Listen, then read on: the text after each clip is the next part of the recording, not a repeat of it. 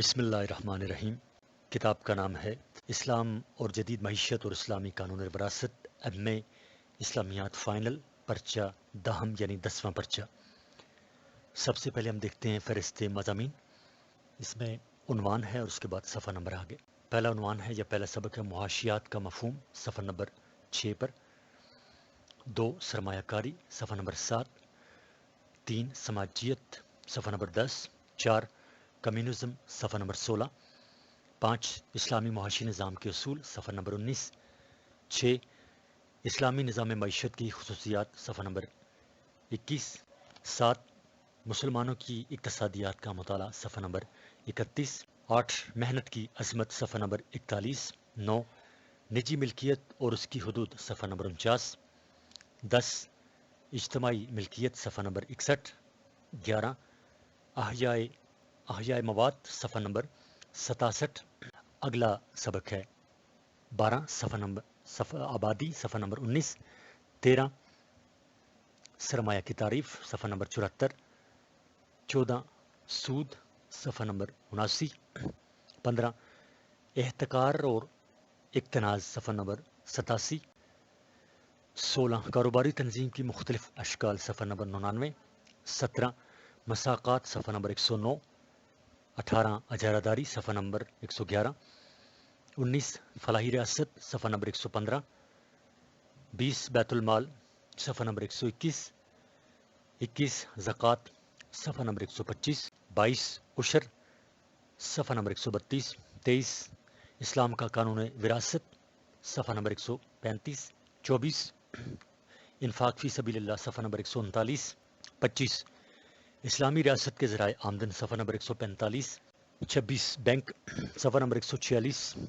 27 बीमा, सफ़ा नंबर 168। 28 तिजारत, सफ़ा नंबर 174। सबक नंबर 29 बैनुल अक़वामी तंजीमें, बल्कि उन्वान नंबर 29 बैनुल अक़वामी तंजीमें, सफ़ा नंबर 180 पर। 30 बेरोज़गारी के असबाब, सफ़ा नंबर 185। 31 इस्लामी दुनिया के बामैन तावन की फ़ज़ा, सफ़ा नंबर 187। 32 इस्लामी रियासत की मुआशी ज़िम्मेदारियाँ, सफ़ा नंबर 191। 33 टैक्स और उसकी अक़साम, सफ़ा नंबर 195। 34 इक्ता और उसकी सूरतें, सफ़ा नंबर 199। 35 उसूल मीरास, सफ़ा नंबर 200। 36 इल्मुल फ़राइज़ की तारीफ़, अहमियत और फजीलत, सफ़ा नंबर 200 पर ही। बिस्मिल्लाहिर्रहमानिर्रहीम। इससे पहले हमने इस किताब की फ़हरिस्त मज़ामीन को देखा। अब हम बाकायदा किताब का आगाज़ करते हैं सफ़ा नंबर 6 से। जदीद इक़्तिसादी व मुआशी निज़ाम। सवाल नंबर 1, मुआशियात से क्या मुराद है? इसकी तारीफ़ात पर बहस कीजिए। जवाब, मुआशियात का मफ़हूम। मुआशियात को अंग्रेज़ी ज़ुबान में इकनॉमिक्स कहते हैं। मुआशियात की तारीफ़ मुफ़क्किर इस्लाम इब्न खल्दून के यहाँ इलामा इब्न खल्दून रहमतुल्लाह अलैह के नज़दीक मुआशियात मुआशी रिस्क ढूंढने और उसे हासिल करने के लिए एक जद्दोजहद का नाम है। गैर मुस्लिम मुफ़क्किरीन और मुआशियात की तारीफ़। गैर मुस्लिम मुफ़क्किरीन में क्लासिकी मकतब फ़िक्र के बानी एडम स्मिथ ने मुआशियात को दौलत का इल्म करार दिया है। नौ क्लासिकी मकतब फ़िक्र में अल्फ्रेड मार्शल ने मुआशियात की असर नो दर्ज झेल तारीफ़ की है। नंबर 1, इल्म मुआशियात इंसान की उन सरगर्मियों का मुताला करता है जिनका ताल्लुक ज़िंदगी की रोज़मर्रा मामलात से होता है। इस इल्म के ज़रिए ये मालूम होता है कि इंसान दौलत किस तरह कमाता है और उसे किस तरह खर्च करता है। ये इल्म इंसान की इनफरादी और इज्तिमाई कोशिशों के हिस्सा का जायज़ा लेता है, जिसका इस बात से गहरा ताल्लुक है कि खुशहाल ज़िंदगी गुजारने के ज़ामन मादी लवाजमात किस तरह हासिल किए जाते हैं और किस तरह इस्तेमाल किए जाते हैं। बस मुआशियात एक तरफ तो दौलत का इल्म है और दूसरी तरफ खुद इंसानी ज़िंदगी के एक पहलू का इल्म है। रॉबिन्स की तनकीद। प्रोफेसर रॉबिन्स ने अल्फ्रेड मार्शल की तारीफ़ पर तनकीद करते हुए मुआशियात की असरनो ये तारीफ़ की है कि जो बहुत जामे है। नंबर 2, मुआशियात एक ऐसा इल्म है जिसमें इंसान के उस तर्ज़ अमल का मुताला किया जाता है जिससे वो ख्वाहिशात के लामहदूद होने मगर उनको पूरा करने के लिए महदूद ज़राए की मौजूदगी की वजह से इख्तियार करता है, जबकि इन ज़राए को कई तरह से इस्तेमाल में लाया जा सकता है। अगरचे रॉबिन्स की तारीफ़ वाज़ेह और जामे है और जदीद माहिरीन मुआशियात उसी को तरजीह देते हैं, लेकिन इसके बावजूद हकीकत ये है कि अभी तक मुआशियात की हतमी और कतई तारीफ़ का तयन नहीं किया गया। صفحہ نمبر 7۔ سوال نمبر 2، سرمایہ داری سے کیا مراد ہے؟ اس کے بنیادی عناصر کی وضاحت کریں۔ اور یہ سوال آیا جی 2007، 2009، 2011، 2013 اور 2014 کے امتحانات میں۔ سوال یہ ہے، سرمایہ داری سے کیا مراد ہے؟ اس کے بنیادی عناصر کی وضاحت کریں۔ جواب، سرمایہ داری۔ سرمایہ داری کا معنی و مفہوم۔ سرمایہ دارانہ نظام معیشت سے مراد ایسا نظام ہے جس میں پیدائش دولت کے آلات و وسائل افراد کی ذاتی ملکیت ہوں، اور جو اشیاء و خدمات پیدا کی جائیں ان کی تقسیم و تبادلہ کا کام بھی انہی کی ہاتھوں سے ہو۔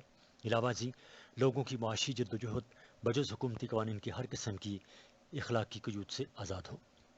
سرمایہ دارانہ نظام کی خصوصیات۔ اس نظام کی خصوصیات درجہ ذیل ہیں۔ نمبر 1، ذاتی ملکیت کا حق۔ سرمایہ دارانہ نظام میں ذاتی ملکیت کے حق کو تسلیم کیا گیا ہے۔ اس حق کے تحت تمام ذرائع پیداوار مثلاً زمین، کارخانے، مشینیں، مکانات اور سرمایہ وغیرہ نجی ملکیت ہوتے ہیں۔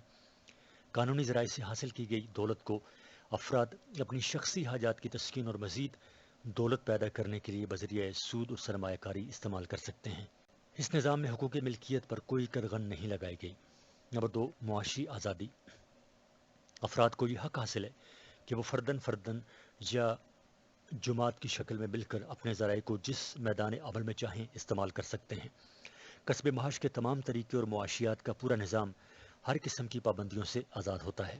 افراد اپنے وسائل کو جس طرح چاہیں استعمال کر سکتے ہیں۔ وہ افراد حاجات کی تسکین کا جو انداز چاہیں اختیار کریں اور جو پیشہ چاہیں اپنے لیے منتخب کر لیں، یہاں تک کہ اگر وہ اپنا سرمایہ سود پر دے کر اپنی آمدنی کو بڑھانا چاہیں تو انہیں کوئی روک نہیں سکتا۔ اس لحاظ سے ہم کہہ سکتے ہیں کہ سرمایہ دارانہ نظام بے قید معیشت ہے۔ نمبر 3، ذاتی فوائد کا محرک۔ اس نظام میں منافع کے عنصر کو بڑی اہمیت حاصل ہے۔ ہر آجر کا مقصد یہ ہوتا ہے کہ وہ زیادہ سے زیادہ منافع کمائے۔ اس مقصد کے حصول کے لیے وہ اپنے سرمایہ اور صلاحیتوں کا رخ ان پیشوں کی طرف موڑتے ہیں جہاں سے انہیں زیادہ سے زیادہ منافع حاصل ہو۔ اس بات کا قطعی خیال نہیں رکھا جاتا کہ پیدا ہونے والی اشیاء معاشرہ کے لیے فائدہ مند ہیں یا نقصان دہ ہیں۔ نمبر 4، باہمی مقابلہ و مسابقت۔ اس نظام کے تحت معاشی طبقات میں مسابقت اور باہمی مقابلہ کا پایا جانا ضروری ہے۔ یہ مقابلہ خریدار اور فروخت کار، آجر اور مزدور کے درمیان ہی نہیں بلکہ ان میں سے ہر ایک کے ارکان کے درمیان بھی آزادانہ اور مکمل صورت میں ہوتا ہے۔ آجر ایک دوسرے پر سبقت لے جانے کی دوڑ میں اچھا مال سپلائی کرنے کی کوشش کرتے ہیں۔ صفحہ نمبر 8۔ نیز صارفین کی توجہ کھینچنے کے لیے اشیاء کو معیاری اور سستی بھی بناتے ہیں۔ اس طرح باہمی مقابلہ کی وجہ سے ہر پیداواری ادارے کا معیار کارکردگی خود بخود بلند ہوتا رہتا ہے۔ نیز قیمتوں میں بھی توازن قائم رہتا ہے۔ نمبر 5، صارف کی حکمرانی۔ اس نظام میں ہر آجر اشیاء پیدا کرتے وقت صارف کی پسند و ناپسند کا خیال رکھتا ہے۔ آجر ایسا مال تیار کرنے کی کوشش کرتے ہیں جن کی صارف طلب کرتا ہے۔ بدلتے ہوئے تقاضوں کو مد نظر رکھ کر اشیاء پیدا کی جاتی ہیں۔ مختلف نوع اشیاء کی پیدائش کی بدولت میدان عمل گرم رہتا ہے۔ نمبر 6، استحصال اہل ہنر۔ سرمایہ دارانہ نظام میں محنت کار آلات پیدائش کے مالک نہیں ہوتے بلکہ وہ آجر کے پاس محض اجرت پر کام کرتے ہیں۔ اس لیے محنت کش روزگار اور شرائط روزگار کے لیے مکمل طور پر آجر کے ضرورت مند ہیں۔ اس کی بدولت آجر کے لیے محنت کشوں کا استحصال آسان ہو گیا ہے۔ مزدور کی بھرتی، شرائط، ترقی، تنزلی اور بے دخلی کا اختیار مالک کو حاصل ہوتا ہے۔ عموماً کاریگر اور لیبر فورس مجبور محض ہوتی ہے۔ مزدوروں کی تنخواہوں اور دیگر سہولیات کا تعین آجر ہی کرتا ہے، جس سے محنت کش طبقے کا استحصال آجر کے لیے آسان ہو گیا ہے۔ نمبر 7، قیمتوں کی میکانیت۔ سرمایہ دارانہ نظام میں معاشی سرگرمیوں کا رخ متعین کرنے میں سب سے اہم کردار قیمتوں کی میکانیت کا نظام ادا کرتا ہے۔ عام طور پر آجر ہی اشیاء پیدا کرتا ہے جو اس کے لیے منافع کا باعث بن سکیں۔ اس طرح پیداواری وسائل کے رخ کا تعین عموماً قیمتیں کرتی ہیں۔ قومی اور اجتماعی مفاد اس معاملے میں ثانوی حیثیت رکھتا ہے۔ سرمایہ داری نظام کی خوبیاں۔ سرمایہ داری نظام کی چند خوبیاں یہ ہیں۔ نمبر 1، وسائل سے زیادہ استفادہ کرنا۔ نجی ملکیت محرک منافع اور معاشی آزادی کی بدولت افراد اپنی خود دادہ صلاحیتوں کا بھرپور اور بہترین انداز میں مظاہرہ کرتے ہیں، جس سے مادی پیداوار میں اضافہ ہوتا ہے۔ قدرتی اور انسانی وسائل سے زیادہ استفادہ کرنا ممکن ہو جاتا ہے۔ اشیاء و خدمت اشیاء و خدمت کثیر مقدار میں پیدا ہونے کی وجہ سے عوام کو اپنی احتیاجات کی تسکین کا سامان بآسانی میسر آ جاتا ہے۔ نمبر 2، صنعتی ترقی کا ہونا۔ اس نظام میں آجر وہی چیز پیدا کرتا ہے جس کو صارف پسند کرتا ہے۔ اس کے وہ ہر آجر دوسرے آجر پر سبقت لے جانے کے لیے اشیاء کا معیار بلند سے بلند تر بناتا ہے، جس سے ملک صنعتی ترقی کی راہ پر گامزن ہو جاتا ہے۔ نمبر 3، ایجادات۔ ذاتی منافع کے محرک اور مسابقت کی موجودگی میں آجر ہر وقت اسی کوشش میں رہتا ہے کہ پیداوار سے بہتر طریقے اس کی پہنچ میں رہیں۔ اس جذبہ محرکہ سے نت جدید ایجادات، کام کے نئے طریقے اور تنظیم کاروبار موجود ہیں۔ اس جذبہ محرکہ سے نئے جدید ایجادات، کام کے نئے طریقے اور تنظیم کار موجود تھیں۔ صفحہ نمبر 9۔ نمبر 4، سود کے نقصانات۔ سرمایہ دارانہ نظام میں سود ریڑھ کی ہڈی کی حیثیت رکھتا ہے۔ یہاں پیدا آوری کاموں کے لیے سرمایہ کی فراہمی کا سب سے بڑا ذریعہ سود ہے۔ سود ارتکاز دولت کا ایک بہت بڑا سبب ہے۔ سود تقسیم دولت کی ناہمواری کو بڑھا کر طبقاتی کشمکش کی فضا پیدا کرتا ہے۔ یہ اشیاء کے مصارف، پیدائش، قیمتوں میں اضافے اور عوام کی قوت خرید میں کمی کا باعث بنتا ہے۔ کاروباری منافع میں کمی کر کے سرمایہ کاری کی راہ کو روکتا ہے۔ نمبر 5، اجیر کا پست معیار زندگی۔ سرمایہ دار اپنے سرمایہ کی بدولت اپنا معیار زندگی بلند کرتے رہتے ہیں۔ جن لوگوں کا پیشہ ملازمت یا مزدوری ہے، ان کو صرف اتنا ہی معاوضہ ملتا ہے کہ وہ اپنا اور اپنے بچوں کا بمشکل پیٹ پال سکیں۔ یہ لوگ خواہ کتنی ہی محنت کریں، ان کا معیار زندگی بلند نہیں ہوتا۔ مہنگائی کی بدولت یہ لوگ پست معیار زندگی پر مجبور ہوتے ہیں۔ نمبر 6، مہنگا طرز زندگی۔ اس نظام نے جس انداز زندگی کو جنم دیا ہے وہ بہت مہنگا ہے۔ خورد و نوش، لباس، رہائش، علاج معالجہ اور تعلیم کو جو معیار عملاً معاشرے میں رائج ہوتا ہے وہ سرمایہ داروں کی پسند کے مطابق ہوتا ہے۔ معیار زندگی کی چمک دمک کو بڑھانے کی دھن میں مصارف زندگی بھی بڑھ جاتے ہیں، جس کے بوجھ تلے کم آمدنی والے افراد پس کر رہ جاتے ہیں۔ نمبر 7، گھریلو صنعتوں کی ترقی میں رکاوٹ۔ گھریلو صنعتوں میں تیار ہونے والا مال اپنے معیار کے اعتبار سے کارخانوں کے مال کا مقابلہ نہیں کر سکتا۔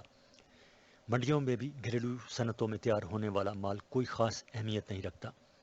کارخانوں کے سامنے گھریلو صنعتیں اور دستکاریاں دم توڑ دیتی ہیں۔ آخرکار دستکار مجبوراً اپنا آزاد پیشہ چھوڑ کر ملازمت کرنے پر مجبور ہو جاتے ہیں۔ نمبر 8، دھوکہ دہی۔ سرمایہ دار اپنے کاروبار کو چمکانے کے لیے ذرائع ابلاغ کا سہارا لیتے ہیں۔ دلکش اور پرفریب اشتہار بازی کے ذریعے غیر معیاری اشیاء فروخت کی جاتی ہیں۔ گھٹیا چیزوں کو اشتہارات کے ذریعے عمدہ بنا کر پیش کیا جاتا ہے۔ سرمایہ دارانہ نظام کی فکری بنیادیں۔ نمبر 1، مادہ پرستی۔ اس نظریہ کے مطابق کائنات کا اصل مادہ ہے۔ اس نظریے کے مطابق کائنات کی اصل مادہ ہے، مادہ سے ماورا کچھ بھی نہیں ہے۔ یہی وجہ ہے کہ انسان کی تمام کوششوں کا مرکز و محور مادی احتیاجات کی تسکین ہے۔ نمبر 2، فکر و عمل کی آزادی۔ سرمایہ دارانہ نظام میں افراد کو تمام شعبہ زندگی میں فکر و عمل کی مکمل آزادی حاصل ہے۔ کسی بالا تر ہستی کو یہ اختیار حاصل نہیں ہے کہ فرد کی آزادی پر پابندی لگا سکے۔ اس نظام کی بنیاد ہی اس بات پر ہے کہ ایک کامل آزادی کی موجودگی میں ہی انسان اپنی صلاحیتوں کا مظاہرہ کر سکتا ہے۔ ریاست کا اقتدار اعلیٰ بھی فرد کی آزادی کو محدود نہیں کر سکتا۔ صفحہ نمبر 10۔ نمبر 3، ذاتی مفاد کا حصول۔ سرمایہ دارانہ نظام میں فرد کی جملہ مساحی اور کا مقصد ذاتی مفاد کا حصول ہے۔ ہر وہ چیز، رویہ اور عمل درست ہے جس سے فرد کو فائدہ، لذت یا مسرت حاصل ہو۔ اجتماعی طور پر وہی پالیسی مستحسن ہے جس سے افراد کے زیادہ سے زیادہ افادہ کو یقینی بنایا جا سکے۔ سوال نمبر 3، سماجیت یعنی اشتراکیت پر نوٹ لکھیے۔ جواب، اشتراکی یعنی سوشلزم۔ اشتراکیت اصل میں سرمایہ دارانہ نظام کے رد عمل کے طور پر وجود میں آئی۔ سرمایہ دارانہ فلسفے کا پورا زور چونکہ اس بات پر تھا کہ زیادہ سے زیادہ نفع کمانے کے لیے ہر شخص آزاد ہے، اور معیشت کا ہر مسئلہ بنیادی طور پر صرف رسد و طلب کی بنیاد پر طے ہوتا ہے۔ اس لیے اس فلسفے میں فلاح عامہ اور غربا کی بہبود وغیرہ کا کوئی واضح اہتمام نہیں تھا، اور زیادہ منافع کمانے کی دوڑ میں کمزور افراد کے پسنے کے واقعات بکثرت پیش آئے، جس کے نتیجے میں غریب اور امیر کے درمیان فاصلے بہت زیادہ بڑھ گئے۔ اس لیے اشتراکیت ان خرابیوں کے سد باب کا دعویٰ لے کر میدان میں آئی، اور اس نے سرمایہ دارانہ نظام کے بنیادی فلسفے کو چیلنج کرتے ہوئے یہ ماننے سے انکار کیا کہ معیشت کے مذکورہ بالا 4 بنیادی مسائل محض ذاتی منافع کے محرک، شخصی ملکیت اور بازار کی قوتوں کی بنیاد پر حل کیے جا سکتے ہیں۔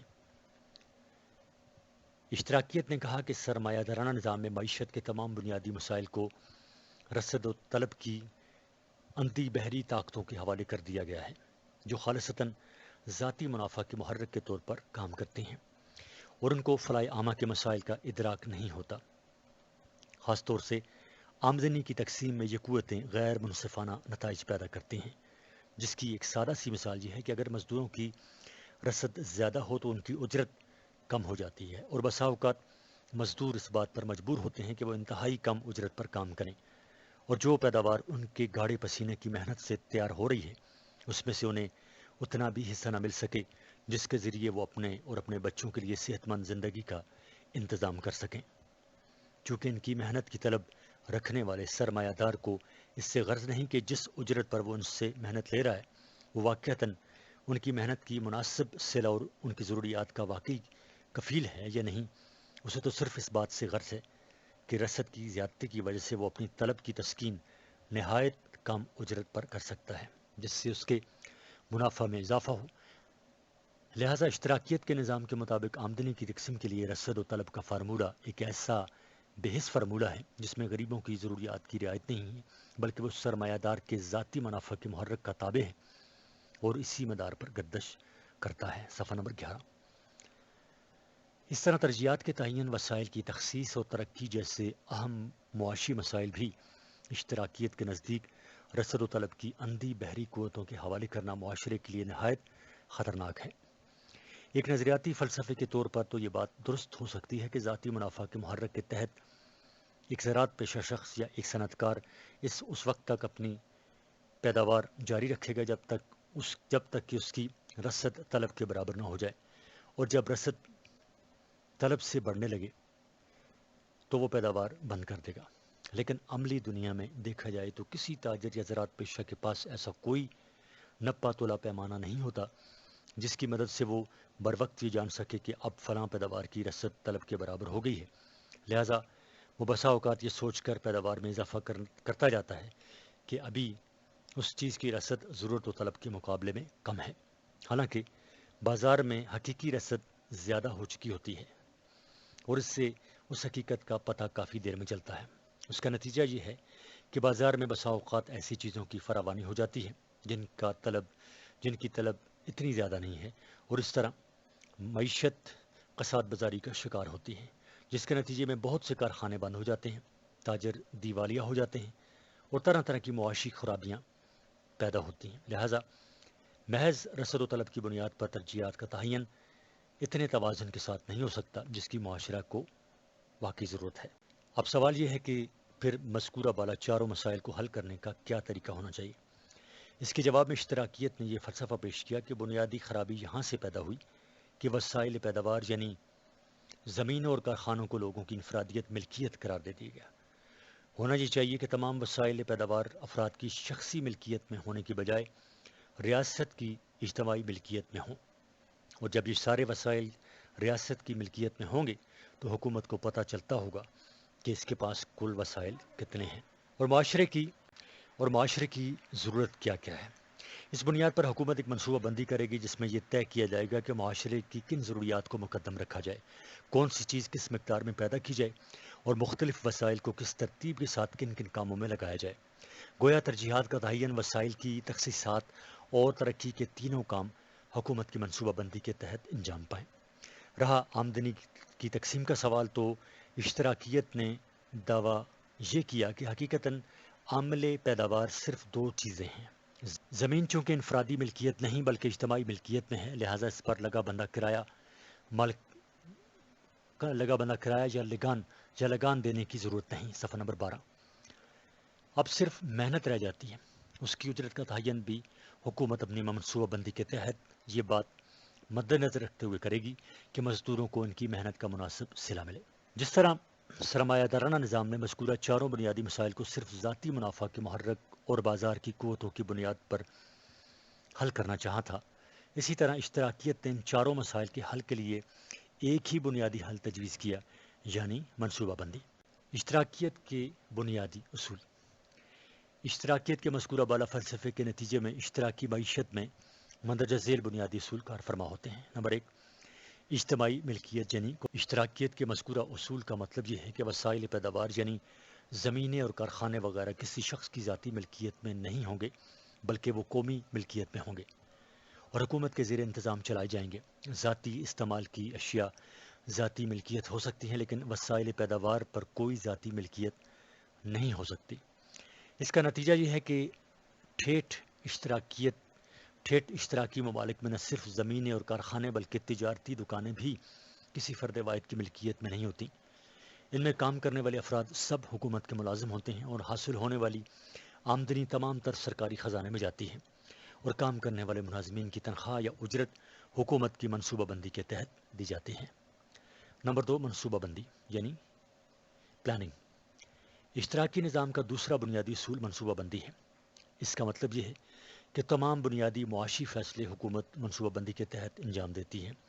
اس منصوبہ بندی میں تمام معاشی ضروریات اور تمام معاشی وسائل کے اعداد و شمار جمع کیے جاتے ہیں اور یہ فیصلہ کیا جاتا ہے کہ کون سے وسائل کس چیز کی پیداوار میں لگائے جائیں اور کون سی چیز کس مقدار میں پیدا کی جائے اور نیز کسی شعبے میں محنت کرنے والوں کی ایک اجرت مقرر کی جائے۔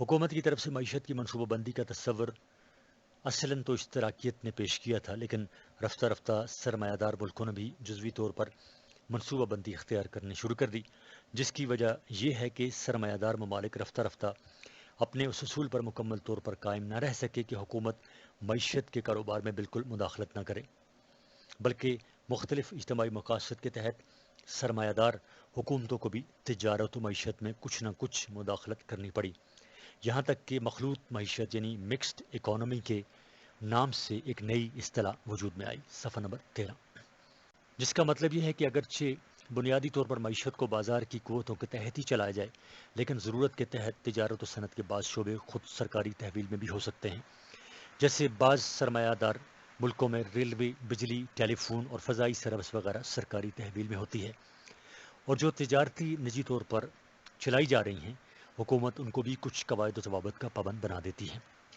پہلی قسم کی تجارتوں کو سرکاری شعبہ یعنی پبلک سیکٹر اور دوسری قسم کی نجی شعبہ کو پرائیویٹ سیکٹر کہا جاتا ہے۔ اب اس مخلوط معیشت میں چونکہ حکومت کی فی الجملہ مداخلت ہوتی ہے، اس لیے جزوی طور پر اسے منصوبہ بندی کرنی پڑتی ہے۔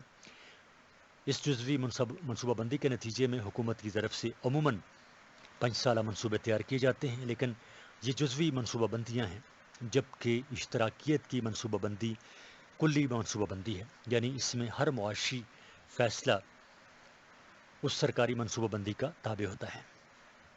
نمبر 3، اجتماعی مفاد یعنی کولیکٹیو انٹرسٹ۔ اشتراکیت کا چوتھا اصول یہ ہے کہ پیداوار سے جو کچھ آمدنی حاصل ہو وہ افراد کے درمیان منصفانہ طور پر تقسیم ہو اور غریب و امیر کے درمیان زیادہ فاصلے نہ ہوں، آمدنیوں میں توازن ہو۔ شروع میں دعویٰ کیا گیا تھا کہ اشتراکیت میں آمدنی کی مساوات ہوگی، یعنی سب کی آمدنی برابر ہوگی، لیکن عملاً ایسا کبھی نہیں ہوا۔ لوگوں کی اجرتیں اور تنخواہیں کم زیادہ ہوتی رہیں۔ البتہ اشتراکیت میں کم سے کم یہ دعویٰ ضرور کیا گیا ہے کہ اس نظام میں تنخواہوں اور اجرتوں کے درمیان تفاوت یعنی فرق جو ہے وہ بہت زیادہ نہیں ہے۔ اشتراکیت اور سرمایہ داری کے درمیان ایک صدی سے زیادہ مدت تک شدید معرکہ آرائی رہی۔ فکری سطح پر دونوں کے درمیان بحث و مناظرے کا بازار بھی گرم رہا اور سیاسی سطح پر جنگ و پیکار کا بھی دونوں طرف سے ایک دوسرے پر جو تنقیدیں ہوتی رہی ہیں، اور اس موضوع پر جتنی کتابیں لکھی گئی ہیں اگر ان سب کو جمع کیا جائے تو ایک پورا کتب خانہ بھر سکتا ہے۔ یہاں ان تمام تنقیدوں کو پیش کرنا تو ممکن نہیں، لیکن اختصار کے ساتھ دونوں نظاموں پر اصولی تبصرہ کیا جا سکتا ہے۔ جو میں یہاں مختصراً پیش کرنا چاہتا ہوں۔ اشتراکی نظام پر تبصرہ۔ پہلے اشتراکیت پر تبصرہ کرنا اس لحاظ سے مناسب ہے کہ اس کی خرابیوں کو سمجھنا نسبتاً آسان ہے۔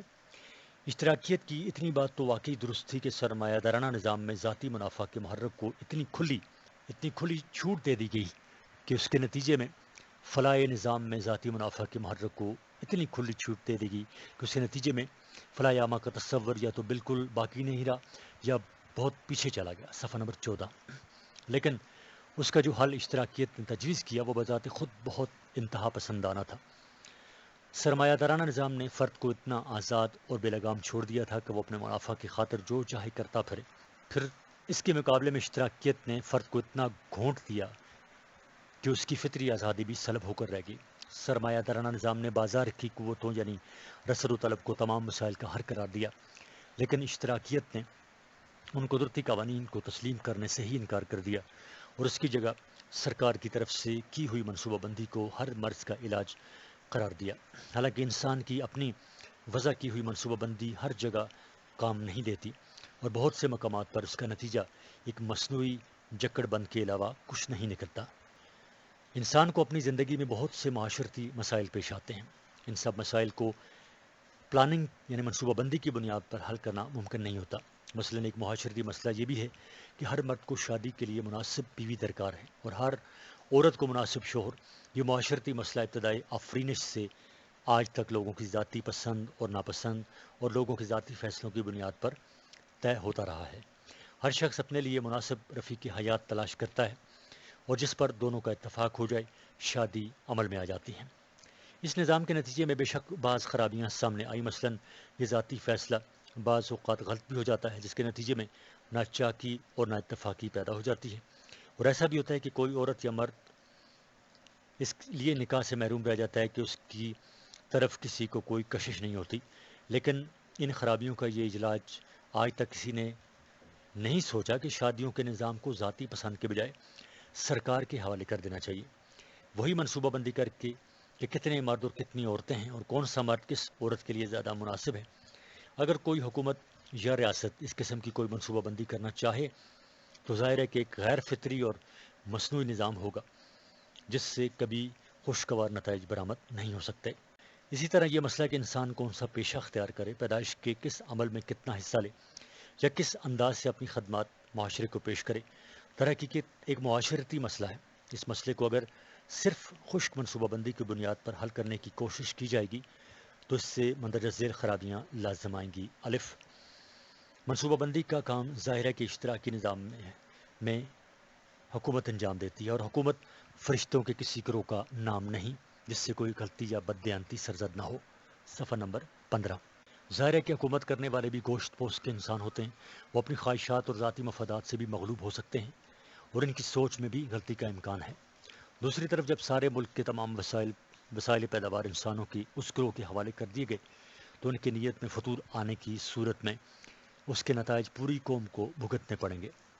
اگر سرمایہ دارانہ نظام میں ایک چھوٹا سرمایہ اور محدود وسائل پیداوار پر ملکیت حاصل کر کے چند افراد کو ظلم کا نشانہ بنا سکتا ہے تو اشتراکی نظام میں چند برسر اقتدار افراد پورے ملک کے وسائل پر قابض ہو کر اس سے کہیں زیادہ ظلم کر سکتے ہیں، اور اس کا نتیجہ یہ ہو سکتا ہے کہ بہت سارے چھوٹے چھوٹے سرمایہ دار ختم ہو جائیں گے اور ان سب کی جگہ ایک بڑا سرمایہ دار وجود میں آ جائے جو دولت کے سارے وسائل کو من مانے طریقے سے استعمال کرے۔ 2، اشتراکیت کی منصوبہ بند نظام ایک انتہائی طاقتور بلکہ جابر حکومت کے بغیر نہ قائم ہو سکتا ہے اور نہ چل سکتا ہے، کیونکہ افراد کو ہمہ گیر ریاست کو منصوبہ بندی کے لیے تابع بنانے کے لیے ریاستی جبر لازم ہے، کیونکہ ہر شخص کو اپنی مرضی کے مطابق کام کرنے کے بجائے ریاستی منصوبہ بندی کے تحت کام کرنا پڑتا ہے۔ اس لیے یہ منصوبہ بندی ایک زبردست قوت قاہرہ کے بغیر کام نہیں کر سکتی۔ چنانچہ اشتراکی نظام میں سیاسی آزادیوں کا خاتمہ لازمی ہے اور اس طرح فرد کی آزادی بہر طور کچلی جاتی ہے۔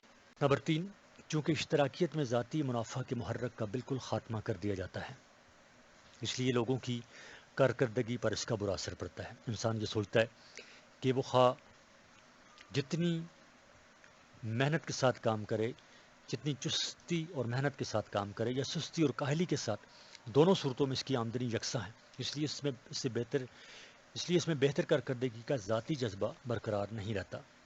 ذاتی منافع کا محرک علی الاطلاق بری چیز نہیں، بلکہ اگر وہ اپنی حد میں ہو تو انسان کی صلاحیتوں کو اجاگر کرتا ہے اور اس سے نت نئی مہم جوئی پر آمادہ کرتا ہے۔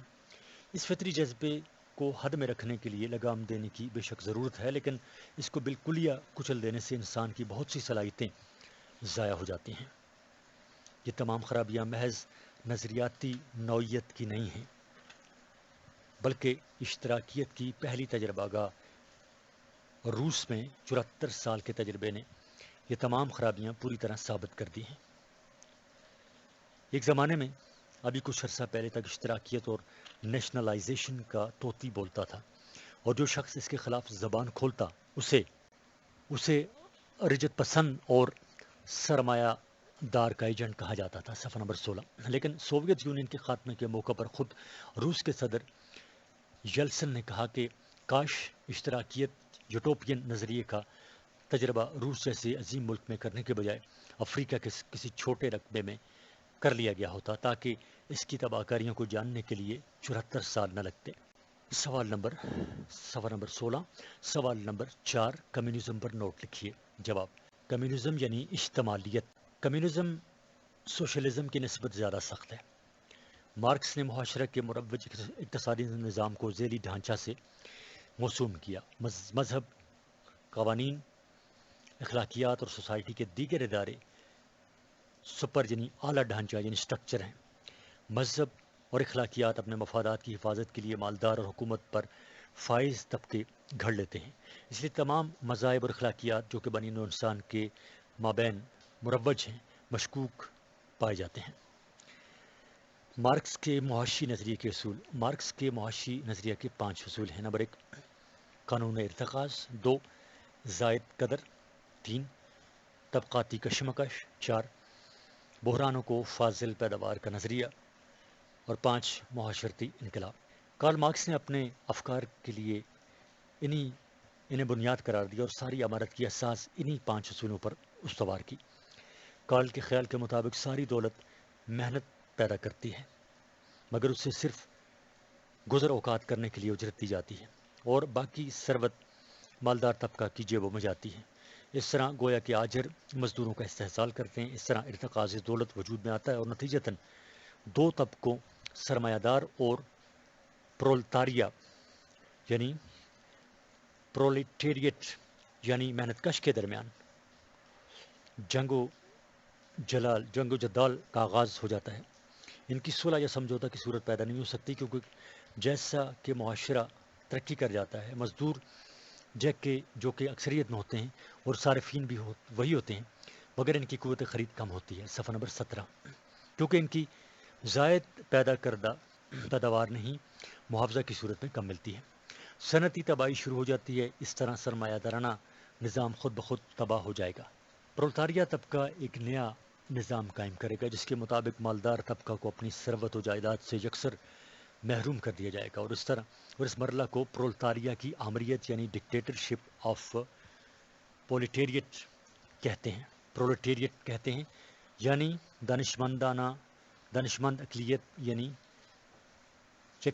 یکسونسٹ پارٹی ہر حال میں برسر اقتدار آ جانی چاہیے، کمیونسٹ پارٹی، اور آہنی ہاتھ سے ملک پر چاہیے۔ المختصر طاقت کے زور سے تختہ الٹ دیا جاتا ہے، اور یہیں سے اشتمالیت کے انسانیت سوز مظالم کی ابتدا پڑتی ہے، جب ریاست و سیاست پر کلی طور پر کمیونسٹ جماعت چھا جاتی ہے۔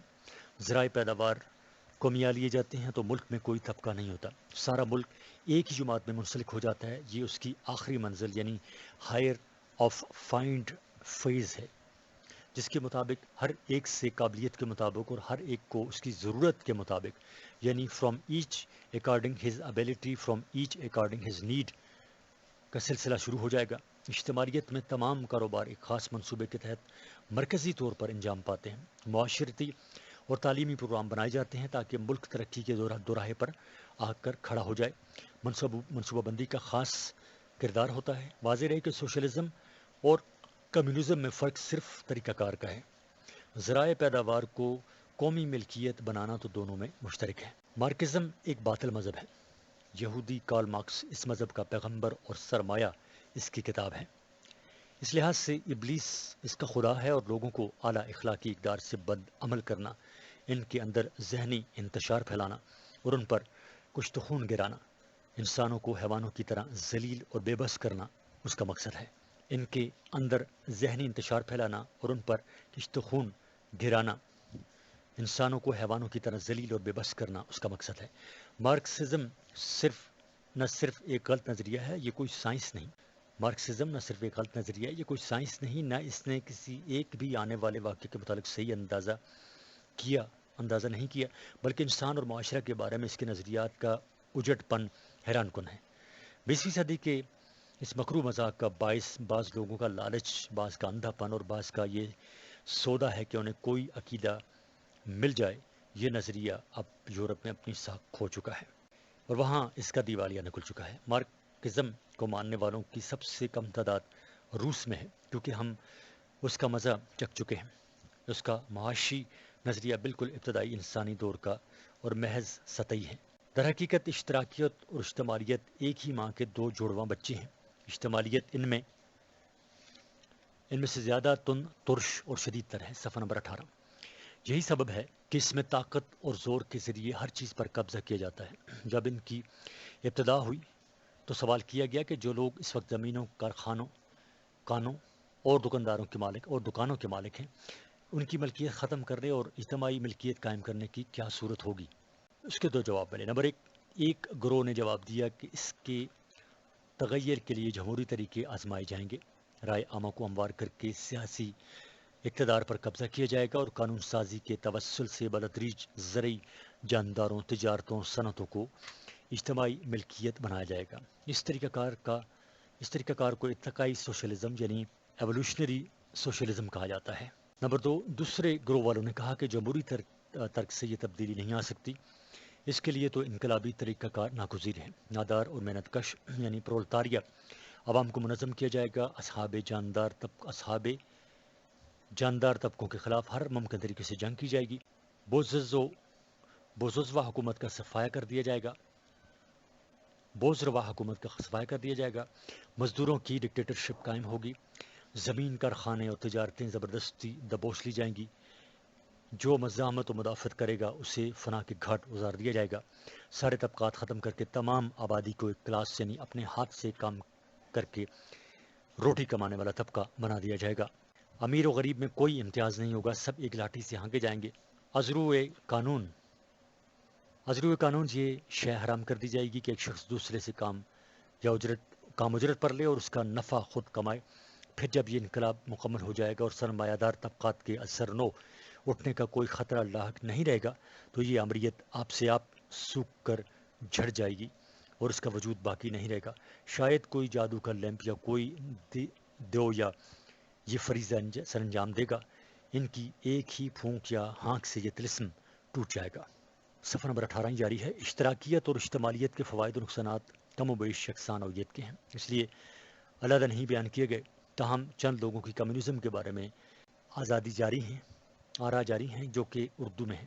نمبر ایک عظیم جرمن عالم نے 1842 میں یہ رائے قائم کی کہ کمیونزم موجودہ بورسوا حکومت کے خلاف خوفناک معاند قسم کی پرولتاریہ حکومت کے قیام کا خفیہ نام ہے۔ یہ ایک خوفناک دو طبقوں کا مقابلہ ہوگا، یہ کیوں کر ختم ہوگا یہ کوئی نہیں جانتا، ہم اسے بخوبی جانتے ہیں۔ کمیونزم ایک سیاہ تاریک ہیرو ہے جس نے جدید المیہ ڈرامہ میں گو عارضی طور پر صحیح مگر ایک بڑا رول ادا کرنا ہے۔ صفحہ نمبر 19۔ نمبر 2، جان براؤن ایک برطانوی ٹریڈ یونین نے یہ رائے دی، عدم مساوات، عدم مسرت، ظلم و جبر ایسی چیزیں ہیں جنہیں نہ چھپایا جا سکتا ہے اور نہ ہی فراموش کیا جا سکتا ہے۔ کمیونسٹ ملک میں ایک نوکرشاہی اقلیت موجود ہے جو کسی بھی ضابطے کے پیمانے اور معیار سے متراد ہے۔ جان ڈیوس سوویت کے تعلیمی نظام کا رسیہ تھا، لیکن وہ جلد ہی اس فریب سے نکل آیا۔ جب اس نے ایک 12 سال کے لڑکے کو دیکھا جو اسٹالن کی پیدا کردہ خوفناک قحط کا شکار ہو کر گداگروں کی طرح تھا۔ اس لڑکے کو موت کی سزا دی گئی کیونکہ اس نے ریلوے میں کئی اشیاء چرائی تھی۔ سوال نمبر 5 صفحہ نمبر 19، اسلامی معاشی نظام کے اصول بیان کیجیے۔ اور یہ سوال آیا ہے سن 2011 اور سن 2010 کے امتحانات میں۔ اسلامی معاشی نظام کے اصول بیان کیجیے۔ جواب: اسلامی معاشی نظام قرآن پاک جو اقتصادی نظام پیش کرتا ہے مندرجہ ذیل اصولوں پر قائم رہے۔ نمبر 1، معاشیات اور مذہب کا تعلق۔ اسلام چاہتا ہے کہ وہ سب سے پہلے لوگوں کے ذہنوں میں یہ بات ڈالے کہ معاشیات اور مذہب کے درمیان ایک گہرا تعلق موجود ہے، اور ذہن سے یہ بات نکالے کہ معاشی زندگی سے مذہب کا کوئی تعلق نہیں۔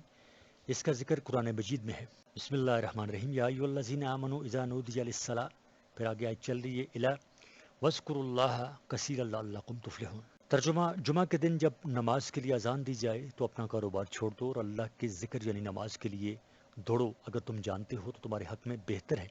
اور جب نماز ادا کرو تو زمین میں پھیل جاؤ اور اللہ کا فضل تلاش کرو اور اللہ تعالیٰ کا ذکر کثرت سے کرو تاکہ تم فلاح پاؤ۔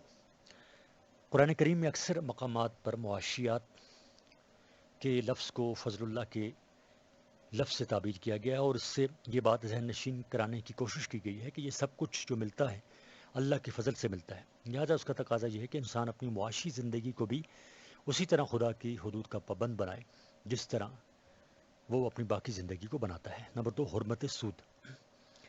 اسلام نے سود کی ہر شکل کو حرام کیا ہے، وہ سود مفرد کی شکل ہو یا سود مرکب۔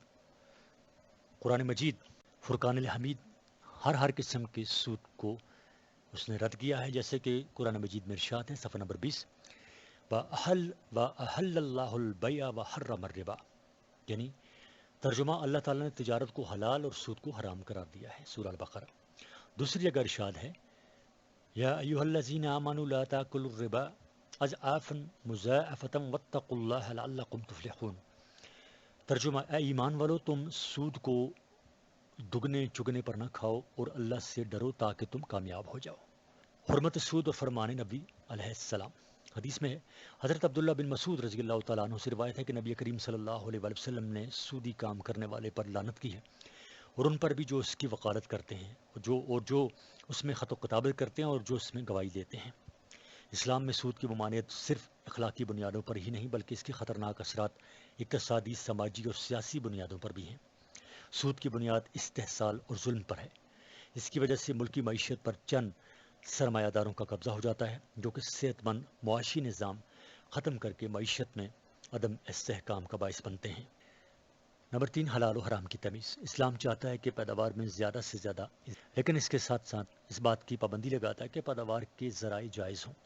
جو پیداوار حرام اور ناجائز ذرائع سے حاصل ہو، اسلام پر اس کو دوزخ کی آگ قرار دیتا ہے۔ اس کے ساتھ ساتھ اسلام ان تمام ذرائع کو بند کرتا ہے جو حرام ہیں اور جن کو شریعت حرام قرار دیتی ہے۔ قرآن مجید میں ارشاد ہے یا ایھا الذین آمنوا کلوا من طیبات، آگے آیت چلی لا واشکروا للہ ان کنتم ایاہ تعبدون۔ ترجمہ: اے ایمان والو، جو رزق تم کو دیا گیا ہے اس سے پاک رزق کھاؤ اور اللہ کا شکر ادا کرو اگر تم صرف اسی کی عبادت کرتے ہو۔ حدیث شریف میں ہے کہ حلال روزی کا حاصل کرنا ایسے ہے جیسے خدا کی راہ میں بہادروں سے لڑنا ہے۔ صفحہ نمبر 21، اور جو شخص حلال روزی کی کوشش کرنے کی صورت میں رات کو سو جائے تو خدا اس سے راضی ہوتا ہے۔ اسلام نے جن چیزوں کو حرام قرار دیا اگر ان کا گہری نظر سے مطالعہ کیا جائے یا تو وہ معاشرے کی جسمانی یا اخلاقی زندگی کو مجروح کرتی ہیں یا انسانوں کے درمیان حقیقی معاشی مساوات، تعاون اور عدل و انصاف کے قیام کو مشکل کر دیتی ہیں۔ اگر آج کی معیشت یہ اصول اپنائے تو دنیا میں ایک حقیقی اور فلاحی معیشت وجود میں آ سکتی ہے۔ نمبر 4، تجارتی اخلاقیات کا ضابطہ۔ اسلام تجارتی اخلاقیات کا ایک مکمل ضابطہ بیان کرتا ہے۔ قرآن مجید میں ہے یا ایھا الذین آمنوا لا تأکلوا، آگے آیت جاری ہے پھر آگے آیت جاری ہے، پوری آیت یہاں نہیں دی گئی، آیت کا کچھ حصہ دیا گیا ہے۔ تجارتاً عن تراض منکم۔ ترجمہ: اے ایمان والو، اپنے اموال کو آپس میں باطل طریقے سے کھاؤ۔ اے ایمان والو، اپنے اموال کو آپس میں باطل طریقے سے نہ کھاؤ بلکہ باہمی رضامندی سے تجارت کی راہ سے نفع حاصل کرو۔ وضاحت: اس آیت کی روح سے قرآن پاک نے معیشت کے ان تمام ذرائع سے منع فرمایا جو ظلم، زیادتی اور دوسروں کی حق تلفی پر مبنی ہوں۔ معاشی معاملات کی بنیاد باہمی رضامندی پر ہونی چاہیے۔ خطۃ البحث، خلاصہ بحث یہ ہے کہ اگر انسان معاندانہ رویہ کو بالائے طاق رکھ کر نتیجہ خاص کرے تو واقعی اسلام کا نظام معیشت دوسرے تمام نظاموں پر فوقیت رکھتا ہے، اور کیوں نہ ہو کہ اس کے بنیادی اصول خالق کائنات کے وضع کردہ ہیں، جو کہ علیم و حکیم ذات ہے اور انسان کی تخلیق کے ہر پہلو سے بدرجہ عتم واقف ہے۔ انسان کے نفع و نقصان کو اللہ تعالیٰ کی ذات سے بڑھ کر کوئی نہیں جان سکتا، بدرجہ عتم واقف ہے۔ انسان کے نفع و نقصان کو اللہ تعالیٰ کی ذات سے بڑھ کر کوئی نہیں جان سکتا، لہٰذا یہ کہنا کہ اسلام منصفانہ تقسیم دولت چاہتا ہے اور یہ کہنا کہ اسلام کا معاشی نظام دوسرے تمام نظاموں سے بہتر ہے، محاورہ نہیں بلکہ ایک حقیقت ہے۔ سوال نمبر 6، اسلامی نظام معیشت کی خصوصیات بیان کریں۔ اسلامی نظام معیشت کی خصوصیات بیان کریں، اور یہ سوال آیا ہے 2007، 2008، 2010، 2012 اور 2013 کے امتحان۔ جواب: اسلامی نظام معیشت کی خصوصیات۔ نمبر 1، دین اسلام کا اولین حکم۔ اسلام کا بنیادی حکم یہ ہے کہ دولت حلال طریقے سے کمائی جائے اور حلال کاموں پر ہی خرچ کی جائے۔ اس نے ایسے تمام افعال کو حرام قرار دیا جو شخصی اور اجتماعی زندگی میں ضرر رساں ثابت ہو سکتے ہیں، مثلاً سود، قمار بازی، سٹہ، چوری۔ نمبر 4، فطری عدم مساوات۔ رزق، دولت اور آمدنی میں قطعی مساوات اور یکسانیت ایک غیر فطری امر ہے۔ جس طرح خدا نے انسانوں کی صورت، سیرت اور صلاحیت میں فرق رکھا ہے، اسی طرح ان کے رزق میں بھی فرق رکھا ہے، اور اس نے بعضوں کو بعضوں پر فضیلت دی ہے۔ چنانچہ خداوند تعالیٰ کا فرمان ہے، لہو مقالید السماوات والارض یبسط الرزق لمن یشاء ویقدر۔ ترجمہ: اسی کے قبضے میں ہیں آسمانوں اور زمینوں کی کنجیاں، جس کے لیے چاہتا ہے رزق کشادہ کر دیتا ہے، جسے چاہتا ہے نپا تلا دیتا ہے۔ صفحہ نمبر 23 جاری ہے۔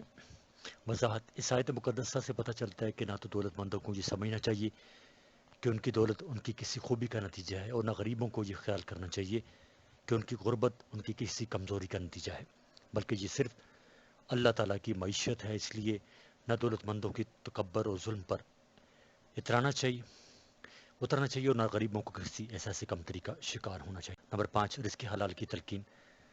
اسلامی معاشی نظام کے تحت صرف حلال اور طیب ذرائع سے آمدنی حاصل کی جا سکتی ہے۔ وہ ہر ایسے طریقے سے رزق کمانا حرام ہے جس سے اسلام نے منع فرمایا ہے اور جن سے اسلامی معاشرہ کی بنیادی قدروں پر زد پڑتی ہو، مثلاً دھوکہ سے کسی کا مال کھانا، چوری، خیانت، ڈاکہ یا بدماشی سے روپیہ حاصل کرنا ہو، ناپ تول میں کمی کرنا، فحاشی کے کاروبار یعنی زنا، شراب اور قمار بازی کے ذریعے روپیہ کمانا، رشوت لینا، یتیموں کا مال ظلم کے ساتھ کھانا اور سودی کاروبار کرنا۔ یہ تمام مشاغل ناجائز اور ممنوع ہیں۔ معاشرہ میں کسب معاش کے لیے اس طرح کی حدود واضح کر دی گئی ہوں، وہاں کسی کے خلاف کوئی شکایت نہیں رہے گی، نہایت پاکیزہ ماحول ہوگا۔ حرام مال کھانے سے انسان کے اندر جو نفسانی اور نفسیاتی خباثتیں پیدا ہوتی ہیں اور فتنہ فساد کو ہوا ملتی ہے، اسلامی معاشرہ میں اس کا نام و نشان بھی نہیں ہوتا۔ نمبر 6، صرف دولت کے اصول اسلامی۔ دولت خرچ کرنے کے سلسلے میں اسلام نے مندرجہ ذیل تعلیمات دی ہیں۔ سادہ اور پاکیزہ زندگی بسر کرنے کے لیے پرہیزگاری کے اندر رہتے ہوئے اپنی جائز ضرورتوں پر روپیہ خرچ کرنا چاہیے۔ نمبر 1، صفحہ نمبر 24۔ نمبر 1، ایک طرف بخل، زرپرستی اور دولت جمع کرنے کی ممانعت کی گئی ہے، اور دوسری جانب ضرورت سے زائد خرچ کرنے اور اسراف سے روکا گیا ہے، اور اگر اپنی ضرورت سے بچ رہے تو اسے اللہ کی راہ میں یتیموں، مسکینوں، مسافروں، سائلوں، پڑوسیوں، رشتہ داروں کی مدد اور قیدیوں کی رہائی کے لیے خرچ کر دینا چاہیے۔ اس سلسلہ میں کسی پر احسان جتانا نہیں چاہیے اور نہ ریاکاری سے کام لینا چاہیے۔ نمبر 7، محتاجوں کی فلاح و بہبود۔ اسلام کا معاشی نظام سرمایہ داری کی طرف کاروبار کرنے والوں صرف منافع کے محرک یعنی پروفٹ موٹیوز کے حوالے نہیں کر چھوڑتا، بلکہ ان کی کمائی میں ضرورت مندوں اور معاشروں کے نادار افراد کے لیے حقوق ٹھہراتا ہے۔ اہل ثروت طبقہ پر لازم ہے کہ وہ زکوٰۃ، صدقات، خیرات، عشر، خمس وغیرہ کی شکل میں مفلس اور غریب بھائیوں کی کفالت کریں۔ کوئی مسلم اس وقت تک سچا مسلمان نہیں بن سکتا جب تک وہ یہ اطمینان نہ کر لے کہ اس کا ہمسایہ بھوکا نہیں سویا۔ جس نظام میں نیکی تک پہنچنے کی یہ شرائط لگا دی گئی ہوں کہ اپنی محبوب چیز اللہ کی راہ میں خرچ کرو، اس نظام میں رہنے والے افراد میں خود غرضی، لالچ اور بخل باقی نہیں رہتا، اور اس کی جگہ مروت، احسان، ہمدردی کے جذبات پیدا ہوتے ہیں۔ دنیا کا کوئی اور نظام ایسی عمدہ فلاحی ریاست یعنی ویلفیئر اسٹیٹ قائم نہیں کر سکتا جس کا تصور اسلام کے معاشی نظام نے دیا ہے۔ نمبر 8، دولت کی اثر نو تقسیم، صفحہ نمبر 24 جاری ہے۔ نمبر 8، دولت کی اثر نو تقسیم۔ اسلام کے بنیادی ارکان میں زکوٰۃ کی بڑی اہمیت حاصل ہے۔ اس سے ایک تو ناداروں کی کفالت ہوتی ہے، دوسرے یہ چند ہاتھوں میں دولت جمع ہونے کو بھی روکتی ہے، کیونکہ ہر صاحب نصاب شخص ہر سال اپنی کل دولت کا 2.5% اللہ کی راہ میں ضرورت مندوں پر خرچ کرتا ہے۔ گویا ہر سال دولت کی تقسیم اثر نو ہوتی رہتی ہے اور معاشرہ میں اعتدال و توازن قائم رہتا ہے۔ نمبر 9، عدل۔ اسلام کے معاشی اقدار میں عدل کا مقام بھی بہت بلند ہے۔ معاشی عدل کے معنی ہے کہ ہر شخص کو اس کی مزدوری محنت کا پورا پھل ملے، معاشرے میں موجود کمزور طبقہ اور افراد کے حقوق کا مکمل خیال رکھا جائے، کسی کی حق تلفی نہ ہونے پائے۔ قرآن حکیم کی سورہ الحدید میں ارشاد باری تعالیٰ ہے، ترجمہ: ہم نے اپنے پیغمبروں کو کھلی نشانیاں دے کر بھیجا اور ان پر کتابیں نازل کیں اور ترازو یعنی قواعد عدل، تاکہ لوگ انصاف پر قائم رہیں۔ اسی طرح سورہ المائدہ میں ارشاد فرمایا گیا کہ اے ایمان والو، خدا کے لیے انصاف کی گواہی دینے کے لیے کھڑے ہو جایا کرو، اور لوگوں کی دشمنی تم کو اس بات پر تیار نہ کرے کہ انصاف چھوڑ دو، انصاف کیا کرو کہ یہی پرہیزگاری کی بات ہے۔ صفحہ نمبر 25۔ وضاحت: مندرجہ بالا آیات مبارکہ سے پتہ چلتا ہے کہ عادل ہمیشہ پرہیزگار ہوگا، یعنی جو شخص پرہیزگار نہیں، اس سے عدل کی توقع فضول ہے۔ خلیفہ اول حضرت ابوبکر صدیق رضی اللہ تعالیٰ عنہ جب خلیفہ بنائے گئے تو انہوں نے اپنی پہلی تقریر میں معاشی عدل قائم کرنے کا عہد کیا۔ وہ فرماتے ہیں، تم میں سے جو کمزور ہے وہ میری نگاہوں میں طاقتور ہے، یہاں تک کہ میں اس کی شکایت دور کر دوں۔ اگر خدا نے چاہا تم میں جو طاقتور ہے وہ میری نظروں میں کمزور ہے، یہاں تک کہ میں اس سے کمزوروں کا حق نہ لے لوں، اگر خدا نے چاہا۔ امام ابو یوسف اپنی کتاب الخراج میں رقم دراز ہیں کہ حضرت عمر رضی اللہ تعالیٰ انہوں نے اپنے تمام گورنروں کو لکھا کہ وہ حج کے موقع پر ان سے ملیں۔ جب یہ سب لوگ حاضر ہوئے تو آپ نے خطاب کرتے ہوئے کہا، لوگو، میں نے اپنے گورنروں کو اس لیے مقرر نہیں کیا کہ وہ تمہاری جان، مال اور عزت و آبرو پر دسترازی کریں، بلکہ ان لوگوں کو اس لیے مقرر کیا کہ وہ معاشرہ میں عدل و انصاف قائم کریں، اقتصادی توازن برقرار رکھیں اور تمہاری تمام جائز ضرورتوں کو پورا کریں۔ بس اگر کسی گورنر نے اس کے خلاف عمل کیا تو مجھے بتاؤ تاکہ میں اس کا قصاص لوں۔ نمبر 10، مساوات۔ مساوات کے معنی برابری کے ہیں۔ اسلام میں اس کا مطلب یہ ہے کہ سب کے ساتھ بلا لحاظ رنگ و نسل ایک جیسا سلوک کیا جائے، سب کو زندگی گزارنے کے یکساں مواقع حاصل ہوں، روزی کمانے کے ایک جیسے حقوق ہوں، اپنی صلاحیتوں کو بروئے کار لانے کے یکساں مواقع ہوں۔ مساوات اور قرآن۔ سورہ الحجرات میں خدا کا ارشاد ہے، اللہ تعالیٰ کا ارشاد ہے، ترجمہ: لوگو، ہم نے تمہیں ایک مرد اور ایک عورت سے پیدا کیا، پھر تمہاری اقوام اور برادریاں بنائیں تاکہ تم ایک دوسرے کو پہچانو۔ اللہ کے نزدیک تم میں سب سے زیادہ عزت والا وہ ہے جو تمہارے اندر سب سے زیادہ پرہیزگار ہے۔ یقیناً اللہ سب کچھ جاننے والا باخبر ہے۔ وضاحت: اس آیت سے یہ بات واضح ہو جاتی ہے کہ اللہ تعالیٰ نے سب کو ایک طرح سے پیدا کیا ہے، بعد میں ان کی اقوام اور برادریاں بنا دی گئیں تاکہ ایک دوسرے کو پہچانا جا سکے، اس لیے نہیں کہ ایک دوسرے پر کیچڑ اچھالیں۔ خدا کے نزدیک سب ایک جیسے ہیں، بڑائی صرف اسے حاصل ہے جو متقی اور پرہیزگار ہے۔ صفحہ نمبر 26۔ مساوات اور فرمان نبی صلی اللہ علیہ وآلہ وسلم۔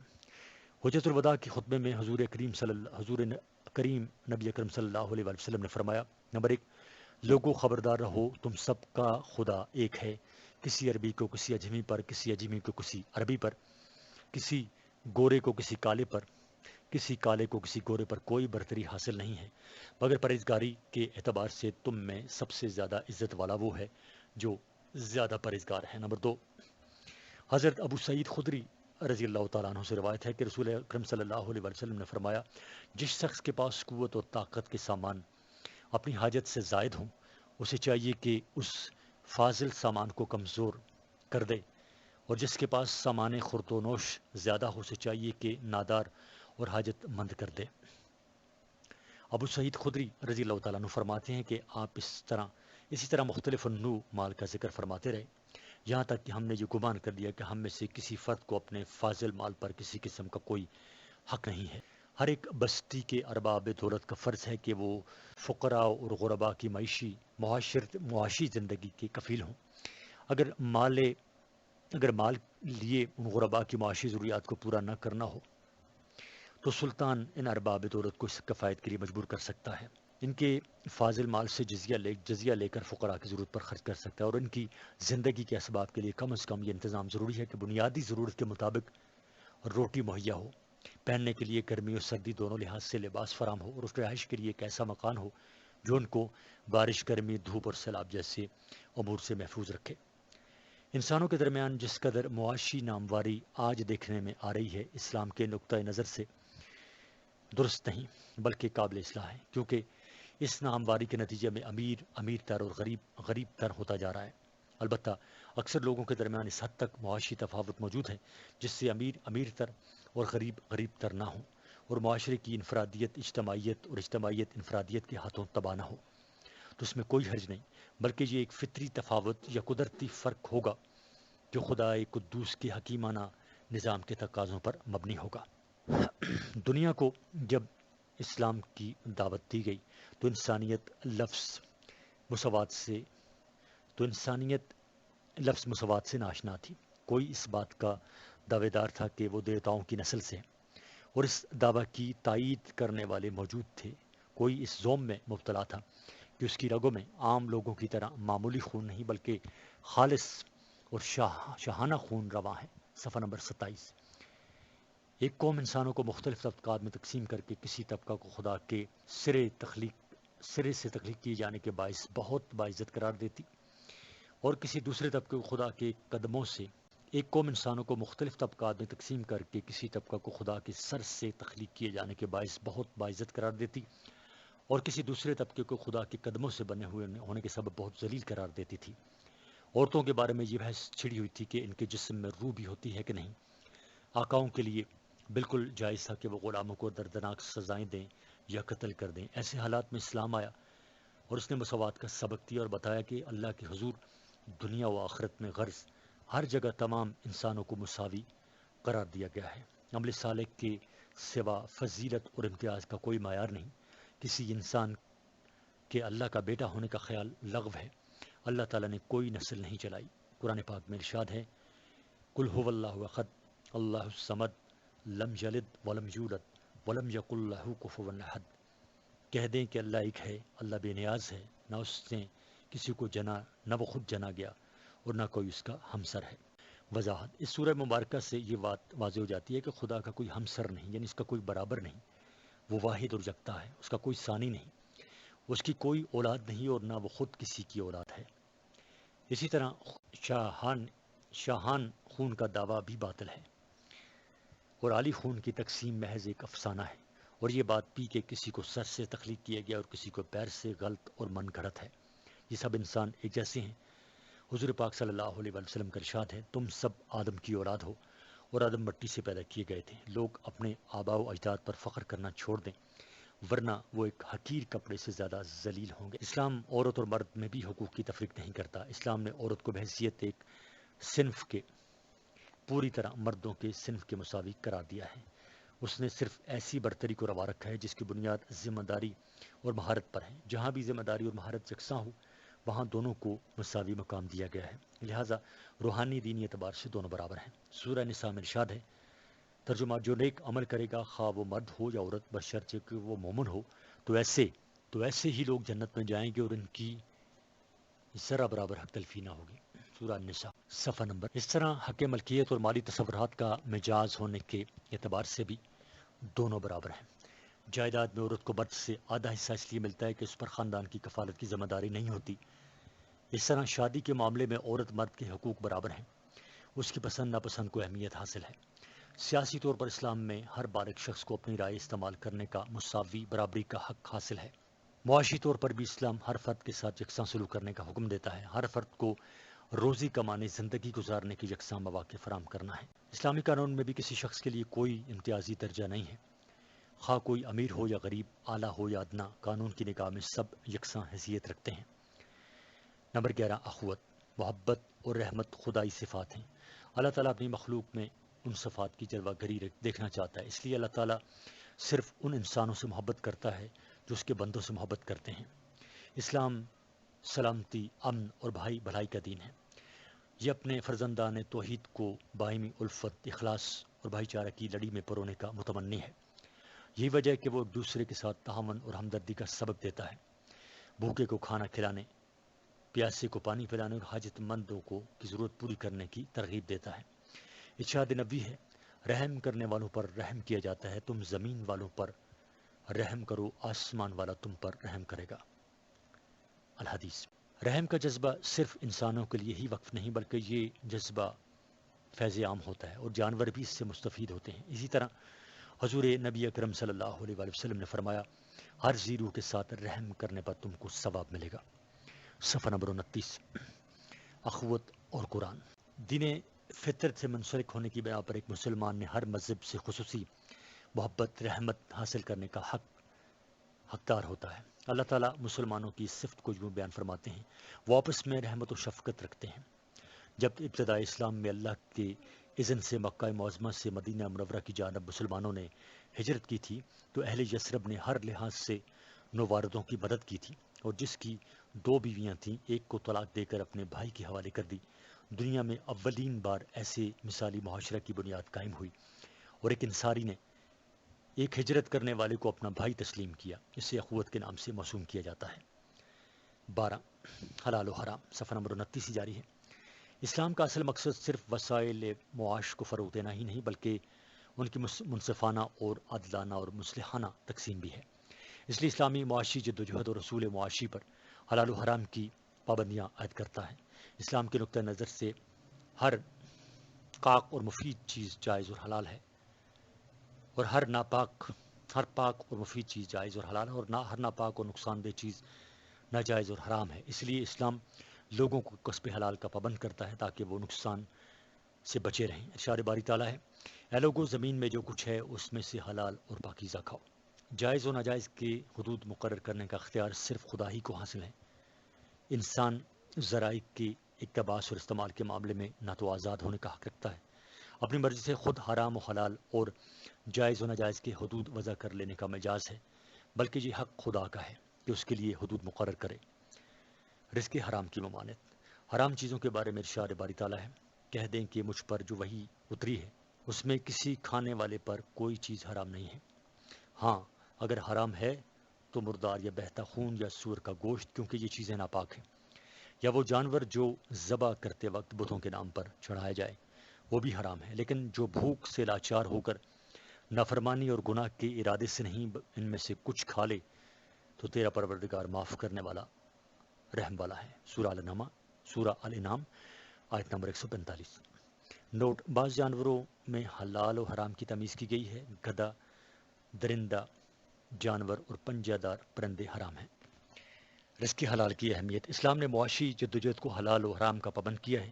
اسلام نے جن چیزوں کو حرام قرار دیا ان کا اگر گہری نظر سے مطالعہ کیا جائے تو معلوم ہوتا ہے کہ وہ ایسی چیزیں ہیں جو یا تو فرد یا معاشرے کی جسمانی اور اخلاقی زندگی کو مجروح کرتی ہیں، اور یہ انسانوں کے درمیان حقیقی معاشی تعاون، مساوات، آزادی، جدوجہد اور انصاف کا قیام یا انسانوں کے درمیان حقیقی معاشی تعاون، مساوات، آزادی، جدوجہد اور عدل و انصاف کا قیام مشکل بنا دیتی ہیں۔ صفحہ نمبر 30۔ رزق حلال کو اسلام میں خاص اہمیت حاصل ہے کیونکہ جسم انسانی کی پرورش رزق سے ہوتی ہے۔ جسم کے جو اعضاء حرام کھا کر پلے ہوں وہ جہنم ہی کے لائق ہو سکتے ہیں۔ اس پر مزید یہ کہ حرام خوری کے اثرات آگے اولاد تک پہنچتے ہیں۔ رزق حلال اخلاقی عیوب اور معاشرتی برائیوں سے باز رکھتا ہے۔ دل میں نرمی پیدا ہوتی ہے۔ حرام کھانے سے اعمال برباد ہوتے ہیں، آدمی سخت دل ہو جاتا ہے، دل سے مروت کے جذبات ختم ہو جاتے ہیں، انسان خود غرض اور حریص بن جاتا ہے۔ ایسے افراد ننگے انسانیت ہوتے ہیں۔ دین اسلام نے رزق حلال کی جو نصیحت کی ہے اس کا دائرہ خاصا وسیع ہے۔ جو رزق بھی ناروا طریقے سے حاصل کیا جاتا ہے وہ رزق حلال نہیں ہو سکتا۔ قرآن حکیم میں ہے، اے ایمان والو، آپس میں ایک دوسرے کا مال ناجائز طریقے سے مت کھاؤ۔ سورہ البقرہ آیت نمبر 188۔ وضاحت: یہ آیت ایک اصولی حیثیت رکھتی ہے جس میں ہر اس مال کو حرام بتایا گیا ہے جو کسی جائز طریقے سے حاصل نہ کیا گیا ہو۔